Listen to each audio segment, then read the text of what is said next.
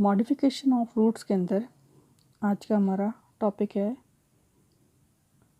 Mechanical strength यानी यांत्रिक कार्यों के लिए जड़ों में होने वाले रूपांतरण, जिसके अंदर 4 प्रकार के रूट्स पाई जाती है। सबसे पहली है स्कंद मूल यानी प्रोप रूट्स, दूसरी है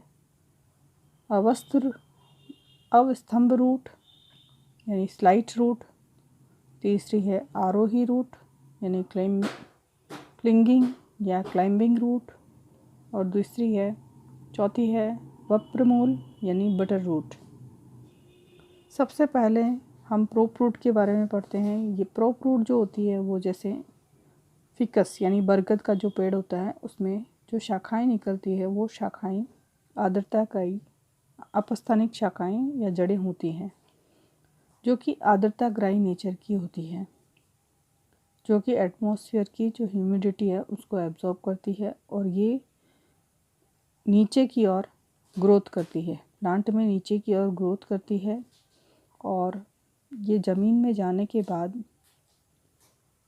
पौधे को स्टेम की तरह सपोर्ट करती है। इसी प्रकार जो दूसरी रूट है अवस्तंभ रूट, जिसे स्लाइट रूट भी कहा जाता है। इस रूट के अंदर ये रूट जो होती है वो मोनोकोट के अंदर पाई जाती है। एग्जाम्पल जैसे शुगर कैन, इसके अंदर जो तना होता है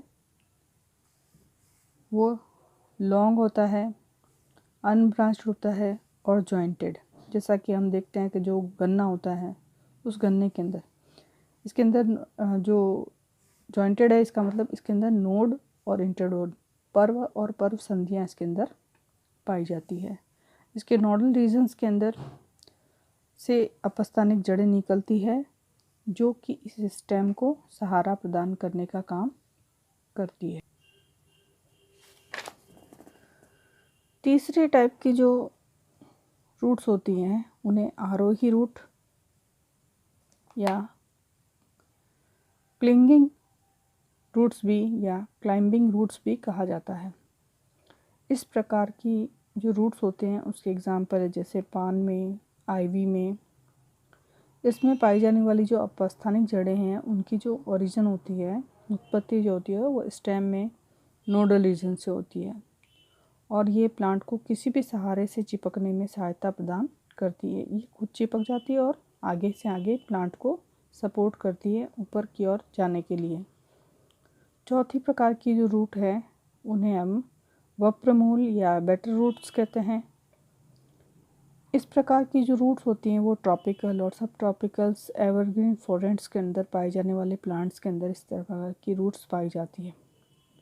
इसके अंदर पाए जाने वाले जो प्लांट्स है उसमें जैसे एग्जांपल है सैमल में इस प्रकार की रूट्स पाई जाती है, जिसमें तने की जो लोअर पार्ट्स हैं ये रूट्स निकलती है जो प्लांट्स को एक्स्ट्रा सपोर्ट्स प्रदान करती हैं, जिससे कि प्लांट में आंधी तूफान आने पर पौधे जड़ से उखड़ते नहीं हैं और मजबूती से ज़मीन के अंदर खड़े रहते हैं। इसी प्रकार यहाँ पर नेक्स्ट जो रूट्स आती हैं वो फोटोसिंथेटिक रूट्स आती हैं। इस प्रकार की जो रूट्स का एग्जाम्पल है वो है टीनोस्पोरा। इस प्रकार की रूट्स के अंदर जो तने की जो नोड्स हैं उन नोड्स रीजन से एडवेंटेज रूट जो होती हैं वो हैंगिंग थ्रेड्स की तरह लटकती हुई डोरियों के समान इनमें पाई जाती हैं और इन के अंदर क्लोरोफिल उपस्थित होने के कारण ये प्रकाश संश्लेषण का कार्य करती हैं। इस टीनोस्पोरा की जो रूट्स होती हैं या फोटोसिंथेटिक रूट्स जो होती हैं उनके इंटरनल स्ट्रक्चर्स के अंदर मुख्य टीएस स्ट्रक्चर के अंदर मुख्य चीज़ें पाई जाती हैं। सबसे पहला है पेरिडर्म यानी परित्वक, जिसके 3 भाग होते हैं। कॉर्क, जिसे फैलम कहा जाता है, दूसरा है फैलोजन और तीसरा है सेकेंडरी कोर्टेक्स, जिसे फैलोडर्म कहा जाता है। हम इसके बारे में पढ़ चुके हैं। सेकेंड पार्ट आता है कॉर्टेक्स, जिसके जो मृदुतकीय होता है और जिसके अंदर इंटरसेल्युलर स्पेस उपस्थित होते हैं, अंतराकोशिकीय अवकाश उपस्थित होते हैं और जिनके अंदर क्लोरोफिल की कोशिकाएं उपस्थित होती है।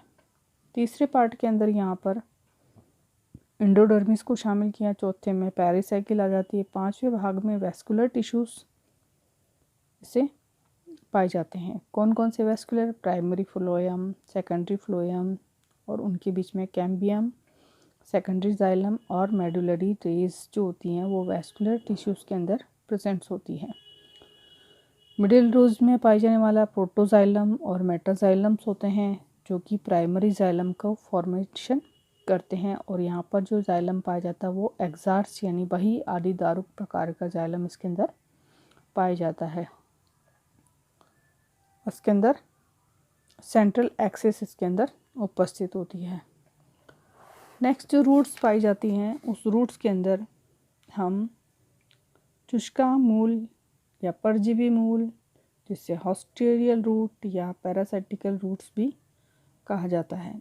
इस प्रकार की रूट्स के जो एग्जाम्पल हैं जैसे कस्क्यूटा, अमरबेल, ये एक परजीवी पादप है जिसकी जो अपस्थानिक जड़ें होती हैं वो प्लांट के स्टेम से निकलकर होस्ट को, जो परपोषी पादप होता है, उसको पेनिट्रेट करती है, उनको भेदित करती है और पैरासिटिक प्लांट की जो होस्ट से फूड, वाटर और मिनरल्स एब्जॉर्ब करती है, और इसी कारण इस अंग को हम ऑस्ट्रिया या इस प्रकार की रूट्स को हम ऑस्ट्रियल रूट्स भी कहते हैं। ये ज़्यादातर जो है वो एंजियोस्पर्मिक होस्ट प्लांट्स के अंदर,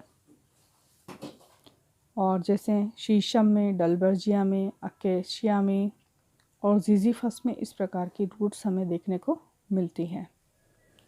नेक्स्ट जो रूट्स का जो मॉडिफिकेशन होता है वो है आर्द्रताग्राही या अधिपादी पादपी, हाइग्रोस्कोपिक या एपिफाइटिक रूट्स। इसका एग्जाम्पल हमें देखने को मिलता है ऑर्चिड्स में और वैनिला के अंदर।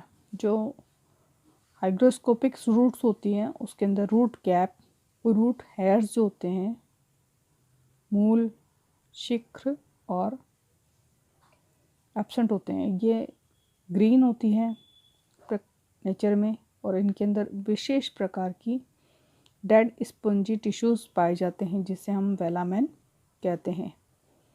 ये वायुमंडल की ह्यूमिडिटी और वाटर को एब्जॉर्ब करने की क्षमता इनके अंदर पाई जाती है। इसी कारण इन्हें आर्द्रताग्राही या हाइग्रोस्कोपिक रूट्स कहा जाता है। नेक्स्ट टाइप की जो रूट्स होती हैं वो रूट होती हैं पर्णमूल, पर्णमूल या लीफ रूट्स कहते हैं जिन्हें, जैसे पत्थर चट्टा, ब्रायोफाइलम।